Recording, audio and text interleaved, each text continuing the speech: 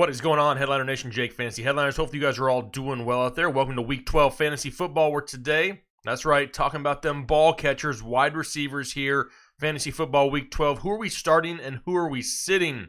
There's some difficult matchups for some big-name players. There's a lot of big names on bye week this week that may be, mainstays in your starting lineup. So let's make sure we get those lineups set here in time for this weekend and make the best decisions possible. However, before we get into Week 12, let's see how we did in Week 11.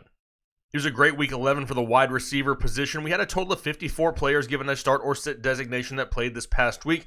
Out of those 54, 37 were correct for an accuracy percentage of 69% accuracy. Some of our biggest hits, John Brown went out and had a huge game. DJ Chark, a big game. Calvin Ridley, a lot of people had lost some faith in him. He turned it around here this past week. Kenny Golladay had him as a sit. A lot of people didn't agree. He did not perform. Same for Allen Robinson. Had him listed as a sit last week also. And Mitch Trubisky basically continues to ruin all of his value. Some of the biggest misses, Stephon Diggs. This was looking like a hit all the way up until the fourth quarter when he had that long 54-yard touchdown pass that put him over the top. Marvin Jones, he had himself a solid week. Devontae Parker wasn't expecting that against Tre'Davious White. Tyler Boyd we has as a start, and he absolutely crapped the bed. And then Larry Fitzgerald played, old school Larry Fitzgerald ball and went out there and had a solid fantasy day himself in Week 11. But now we're going into Week 12. Before we get into these matchups, just a quick reminder, don't pay too much attention to just the start or sit column here for these players. Everybody's situation is a little bit different depending on injuries or bye weeks. Some of these guys that may be in the sit column may be your best option. Take the information provided and use that to help make your decisions on Sundays. That's what we're trying to do, is make those decisions just a little bit easier. But now, without taking up any more time, let's head into Week 12, the wide receiver position. Colts and Texans up Thursday Night Football, and this could be a pretty decent day for DeAndre Hopkins. Right now the Indianapolis Colts secondary is dealing with a lot of injuries. Rock Ya-Sin, Shaq Taylor, Pierre Desir, all three of these guys banged up in the Indianapolis secondary, and they're already allowing 21.7 fantasy points per game to opposing wide receivers. Plus, we know DeAndre Hopkins is going to go out there on a weekly basis and see close to double-digit targets. That's a given. But what about outside of DeAndre Hopkins? There's a chance that Will Fuller comes back, but if he does, him and Kenny Stills kind of eat into each other's ceilings a little bit. They're both touchdown, big play dependent type wide receivers. Who gets that big play on a weekly basis is really a crapshoot and makes it almost impossible to figure out which one of these guys on any given week is the better start. They're both a risk, in my opinion. I'm only going with DeAndre Hopkins here until we can figure out what type of roles both Fuller and Stills can coexist with. Now, for the Colts, can T.Y. Hilton please come back? He's missed the last 3 games, and outside of T.Y. Hilton, there's been no consistency here in the passing game for the Indianapolis Colts. Houston, they allow the 6th most points to opposing wide receivers at 26.1 fantasy points per game. The problem is, with no T.Y. Hilton, Zach Pascal hasn't really done a whole lot. He has 10 total catches in his last 4 games combined. The guy has just disappeared at times. A lot of people expected him to kind of step up his game, get more added targets, more volume. With no T.Y. Hilton, hasn't happened consistently. So if T.Y. Hilton can get back on the field and get back to full health, this is a great matchup for him. But however, make sure you're watching those practice reports, that is injury reports. Let's see if he's on the field first. Even though it's a Thursday night game, if he's ready to go, he's back in the start column. Broncos and Bills up now, and initially when I saw this matchup on paper, I got a little bit worried.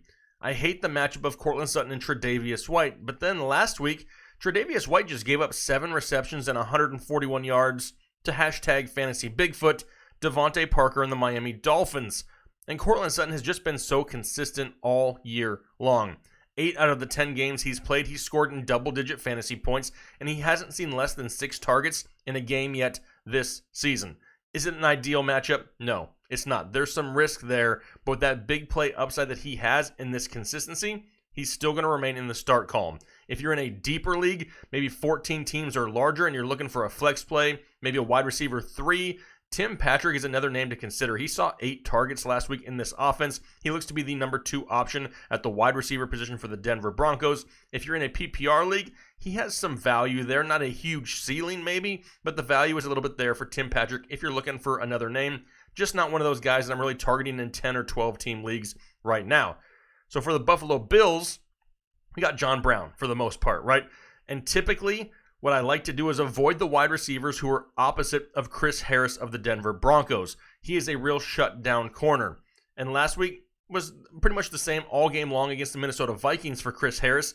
Didn't allow hardly anything all game long until the very end, where he allowed one reception for 54 yards and a touchdown to Stephon Diggs. The second time this year he had a big play given up against him. But outside of that, he's really been a shutdown corner. In fact, he's only allowed more than 54 yards receiving twice all year long. Those two big plays, one to Stephon Diggs, one to Tyreek Hill. So he's vulnerable, maybe somewhat deep.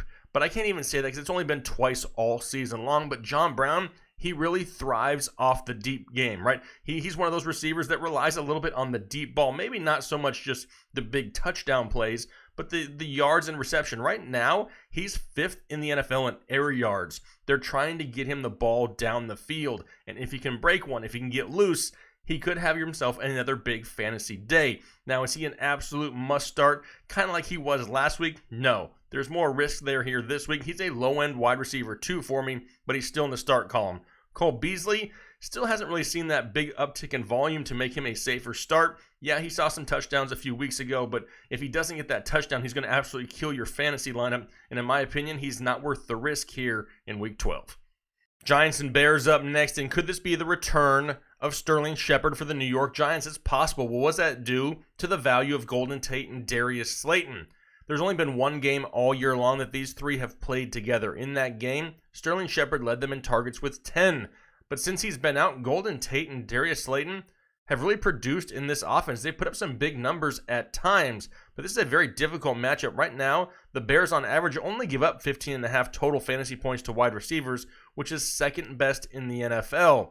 In my opinion, if Sterling Shepard comes back, he may not see 100% of the snaps that maybe he will here in a few weeks, but he could eat into the production of Darius Slayton. In my opinion, Golden Tate is the safest option to start here. He's somebody who will move around the field, spend some time in the slot, and can really benefit from a more active passing game here this week. Kind of eliminate himself from the outside game, put him in the slot, get some mismatches, and this guy is great after the catch. So this is definitely, in my opinion, the better start here in this offense, at least for this week, for Week 12.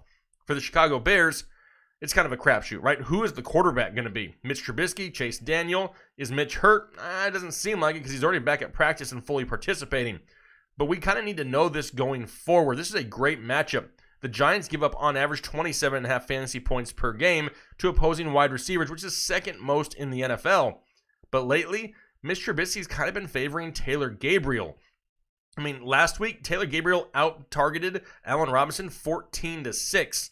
But in the time that Chase Daniel was under center, Allen Robinson pretty much thrived. In a couple of games they played together, Robinson saw 15 targets, 14 receptions, 174 yards, and 2 touchdowns. So it really comes down to who plays quarterback this week for the Chicago Bears. In my opinion, I think it's Chase Daniel. I mean, at this point, what do they have to lose? Put him out there. Let's see if he can spark something. Mitch Trubisky is not doing anything anyway. They can kind of milk this made-up injury a little bit, let him get a few weeks to heal. Let's see what Chase Daniel can do, I guess, at this point. But pay attention to it. If Mitch Trubisky starts, Taylor Gabriel may be a little bit safer. If Chase Daniel starts, then all of a sudden Allen Robinson has a lot more value, and that's who I would be targeting here this week. Steelers and Bengals up now, and this one could be a little bit quick. Why? Well, it's because everybody's injured.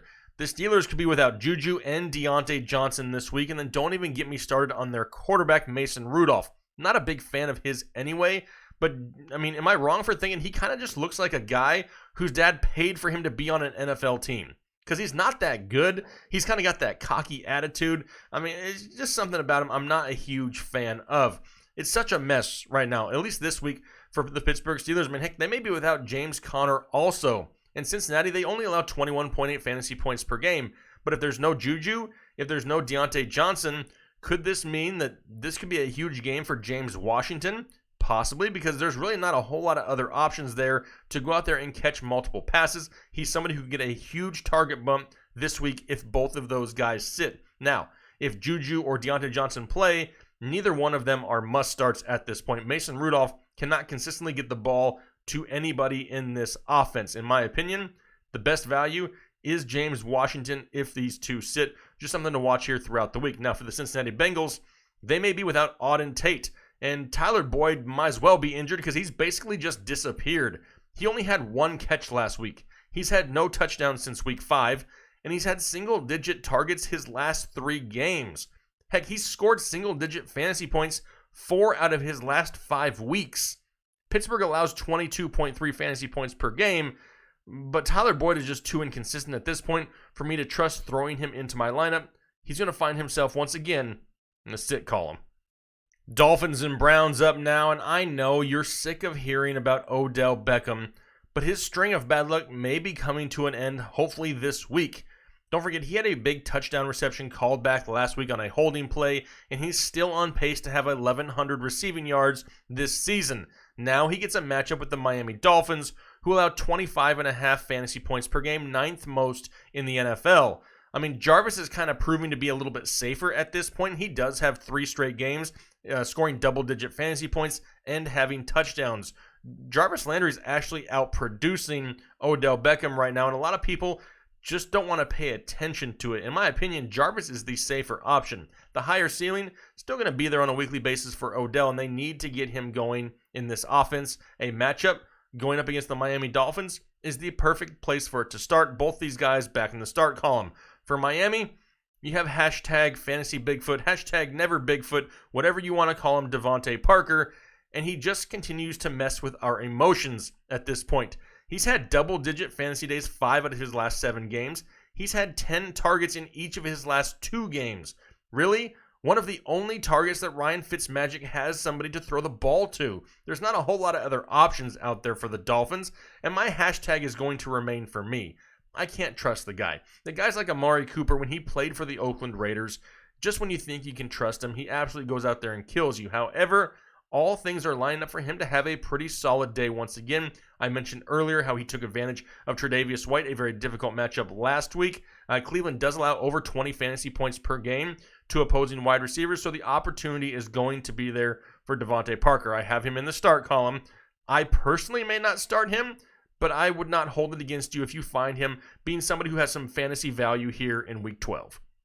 Bucks and Falcons up now, and this one may be the most obvious starts ever, right? I mean, you have Mike Evans, Chris Godwin, and Julio Jones. They're weekly must-starts, basically no matter what, every single week here in fantasy football, but it sounds like Austin Hooper and Devontae Freeman may miss the game again this week for the Atlanta Falcons, which means Calvin Ridley is once again a very solid option in this offense. He's going to get that increased target share, kind of similar to what we saw last week. Both teams right now give up over 25 fantasy points per game to opposing wide receivers, and they both have bad running games right now. Brian Hill proved that he kind of sucked for the Falcons last week, and we know that Tampa Bay can't really establish anything on the ground all season long.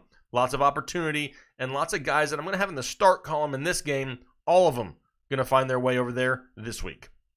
Panthers and Saints up now, and as easy of a start it is to put Christian McCaffrey into your lineup for the running back side of things, that's how easy it should be for Michael Thomas. You should never question that the guy is on pace for a huge season. Right now, on pace for 147 receptions, 1,800 yards, and 9 touchdowns. Big year, Michael Thomas, you're starting him.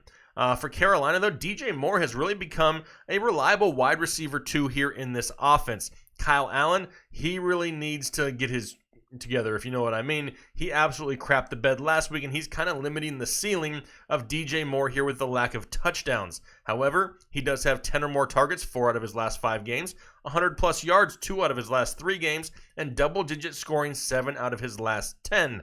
He's somebody that you can put back into the start column once again this week. Curtis Samuel, he may be somebody who's getting more of the touchdown upside, but he's seeing less volume.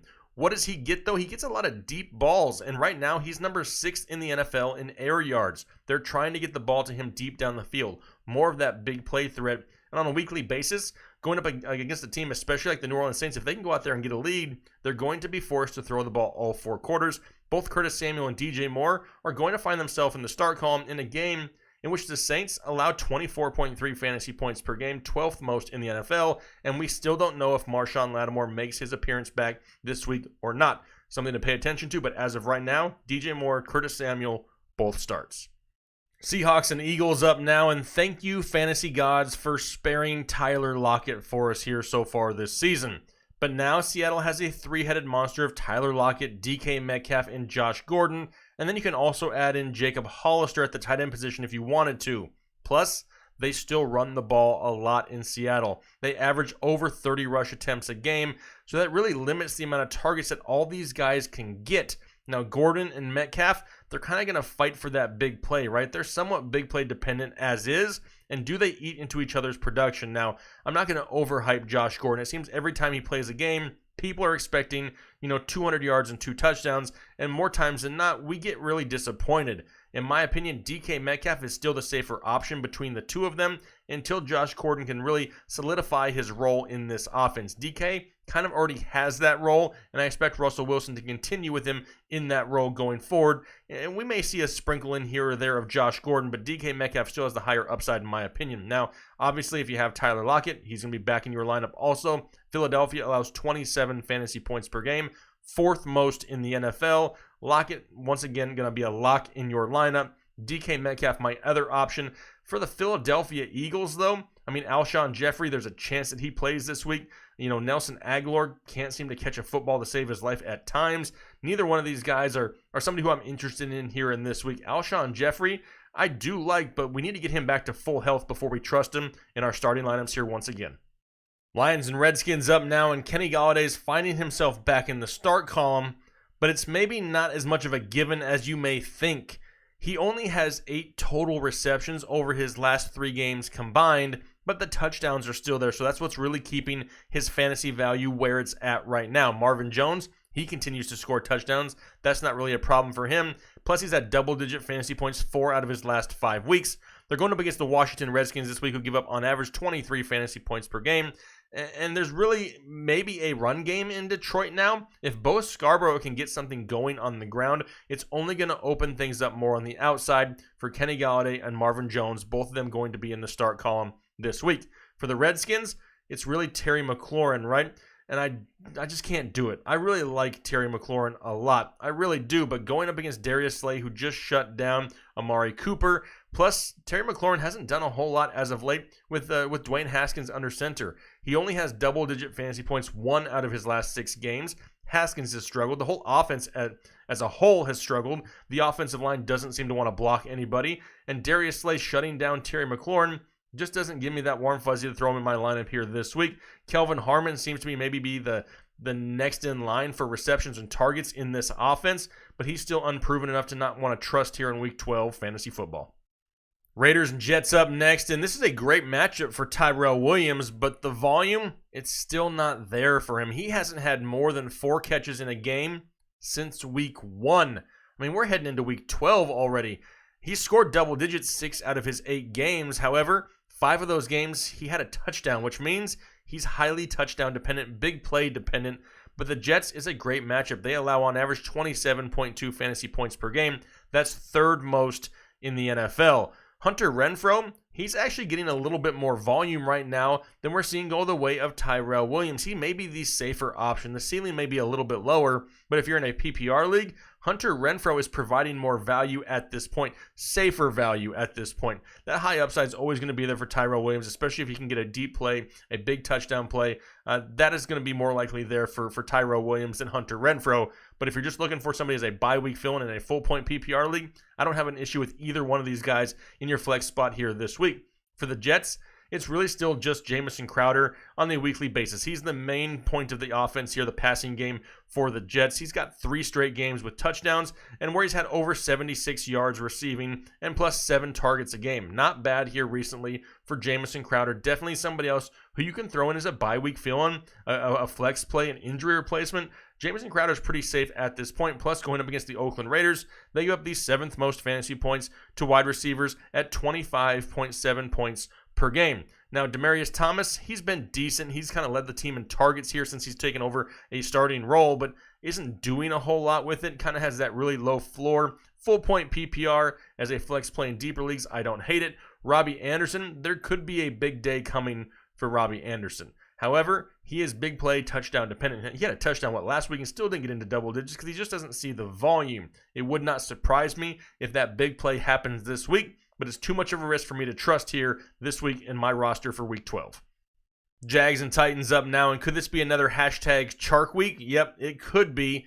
but we need to make sure the guy is healthy. He popped up on the injury report with a hamstring issue, and this is something we need to monitor going into the weekend to make sure he's not limited or missed time this weekend, because we want him to play, right? Look what he did last week. He saw 15 targets, a season high in targets last week with Nick Foles back under center. Now that we know that Nick Foles is looking for him, it really makes him a little bit more of a safer start on a weekly basis. Tennessee allows 23.2 fantasy points per game to opposing wide receivers, so it's definitely not a bad matchup for DJ Chark once again, who has that high touchdown upside on a weekly basis. If he can get that type of volume, he kind of loses some of that touchdown dependability, makes him a little bit safer. Chris Conley, he may be next in line for receptions and targets here in this offense. He saw 8 of them last week in week 11. So if you're in a deeper league, he's not a bad option for PPR leagues. He's just somebody who's not quite as safe, doesn't quite have that ceiling that a DJ Chark has. For Tennessee, though, I really want to start Corey Davis and A.J. Brown at some point. I mean, with Ryan Tannehill under center, this passing game has really, come alive for the Tennessee Titans a lot more than what we saw with Marcus Mariota under center. The problem is we just haven't seen any consistency as of late with either one of these wide receivers for me to trust them enough to start them. Jacksonville allows 20 fantasy points per game to opposing wide receivers, but both of these guys are just going to continue to stay on my bench until I can see something consistently out of them. They do have a great schedule here, last half of the season. Maybe if they can catch fire here late, they could provide some fantasy value going into the playoffs. Dallas and New England up next, and I would be lying to you if I didn't tell you that I've been dreading talking about this matchup for the entire show. This one is almost impossible to really figure out just looking at it on paper. There are a lot of fantasy assets in this game. There's also a lot of risk in this game. On one side, you have the likes of Amari Cooper and Michael Gallup who have been killing it lately, but they're going up against the number 1 defense in the New England Patriots, who've only allowed 12.1 fantasy points per game to opposing wide receivers with Stephon Gilmore and McCourty there on the opposite side. Not a defense you want to, test very often. On the other side, though, you have Julian Edelman, Mohamed Sanu, and now N'Keal Harry going up against the number 3 defense of the Dallas Cowboys, who only allows 16.8 fantasy points per game. In my opinion, Sanu and Harry, they kind of hurt each other's value. You kind of saw it a little bit last week. N'Keal Harry came in, took away some of the targets that maybe we saw go to Mohamed Sanu the game prior. Julian Edelman, he's going to remain that safe option, right? 5 straight games with 10-plus targets. He actually threw a touchdown last week, which really helps out a lot of fantasy owners. And he's not quite as touchdown dependent because we know the volume is going to be there. In my opinion, though, Harry and Sanu, they're both too big of a risk here in Week 12 until one of them can really solidify themselves as the number 2 option in this offense. They have that big playability. N'Keal Harry has that opportunity to go up there and get that 50-50 ball, and it would not surprise me one bit if they didn't try to get him a touchdown here in a home game in New England, just to kind of rub it in a game going up against the Dallas Cowboys. Would not surprise me, however, just a little bit too risky for me to take that chance here in Week 12. For Dallas, you have Amari Cooper coming off a game where he basically got shut down by Darius Slay. Then you also have Michael Gallup, who absolutely went crazy and has been feasting on opposing defensive backs for weeks. Neither am I overly confident in, to be completely honest. In my opinion, though, I think that Michael Gallup is the safer option here. Bill Belichick really likes to take away his opponent's top options. That's Ezekiel Elliott and Amari Cooper. Can he shut them both down? The run game has been somewhat, the run defense has been somewhat skeptical at times for New England. I can see Zeke having a solid day, but that could mean that they shut down Amari Cooper, leaving Michael Gallup on the opposite side to maybe take up some of the slack. They're both a risk, but if I had to start just one, I'm going with Michael Gallup over Amari Cooper here this week. Packers and 49ers up now, and this one's pretty simple, pretty straightforward. You're going to start Davante Adams, even though it's a tough matchup, more than likely where he'll draw Richard Sherman. But the target volume starting to come back to Davante Adams after returning from injury. 21 targets over his last 2 games played. He's coming off the bye week. They've had a whole week to game plan and prep here for the San Francisco 49ers, so he's going to be back in the start column. Both Allen Lazard, Jake Kumaro, these guys are all solid options, but the problem is he's going to spread the ball around so much as Aaron Rodgers that I don't see a huge ceiling for any of these guys to where I have to start them here week 12. For San Francisco, it really depends on the health of Emmanuel Sanders. If he sits once again, Deebo Samuel is a must start. Problem is, now Deebo Samuel has popped up on the injury report, but that could just be precautionary to make sure that he stays healthy for this game because they're going to need him if Emmanuel Sanders is limited. Plus, if George Kittle sits again, even more targets going the way of Deebo Samuel. Pay attention to the practice reports, the injury reports. Let's find out what's going on with Emmanuel Sanders because right now, Deebo Samuel, he's the guy to start in San Francisco. Ravens and Rams up next, and what is going on with the passing offense of the Los Angeles Rams? I mean, especially Cooper Kupp. The guy has just disappeared as of late. He's only had single-digit fantasy points in 4 out of his last 5 games and only has 7 targets and 3 receptions over his last 2 games combined. What is going on? Robert Woods, he was a late last-minute scratch last week in that matchup that they had, and Brandon Cooks sounds like he could come back from his concussion issues this week. He's somebody who I don't mind in this game. They're going to have to try to throw the ball down the field at some point because I do expect the Baltimore Ravens to continue doing what they do. Run the ball with ease, score points, move the ball down the field. That's what they do. And at some point, the passing game of the Los Angeles Rams is going to have to pick up a little bit of the slack. Brandon Cooks, somebody who I'll take a risk on. It is a big risk in his first game back, but like I said, they're going to have to throw the ball down the field at some point. I'm kind of just hoping to catch lightning in a bottle right there. Cooper Kupp, it's been disappointing for him also, but he's definitely somebody else who you need to pay attention to. If Robert Woods does sit again, Josh Reynolds has some sneaky value. He's not here on the slide, but if you're in a deeper league, he's somebody who's looked at heavily inside the red zone, and he had a big play last week that was called back due to a penalty. He's definitely another option. Just overall, this passing game is a head-scratcher in LA right now. For the Baltimore Ravens, it's really just Marquise Brown. And in my opinion, being locked up with Jalen Ramsey this week, and at a time where Marquise Brown is kind of big play dependent, touchdown dependent, not seeing a whole lot of volume go his way, it's just not a good time to start Marquise Brown. He always has that opportunity to go out there and get you that 50, 60, 70-yard touchdown play. But the problem is, right now, if he's not getting it, he's not getting much else. And in my opinion, not worth the risk here this week, trying to make a run going into the playoffs. All right, those are my Week 12 wide receiver starts and sits. Let me know what you think down below in the comment section. We greatly appreciate the support out there for Headline Nation. The season is coming to an end here shortly. Can't believe how fast it's gone. I mentioned this in the running back video. I'm going to mention it again real quick here. This is a channel that goes year-round. We talk everything football all year long. If you're looking for draft coverage, combine coverage, rookie coverage, whatever it may be, we will discuss that every single year. However, there's some slow months. There's some slow times in there. What else would you like to see on this channel? Put it down below in the comment section. Let's see what kind of ideas we can come up with to keep everybody interested and viewing year-round. This shouldn't just be something where we watch it for 16, 17 weeks and then we're done with it. Let's make sure we find something that the community wants to be a part of all year long, have a lot of great ideas already flowing in, and we can only look for more. There's never too many good ideas, and we look forward to hearing from you guys. We appreciate all your support, and we'll catch you guys later. Have a good week.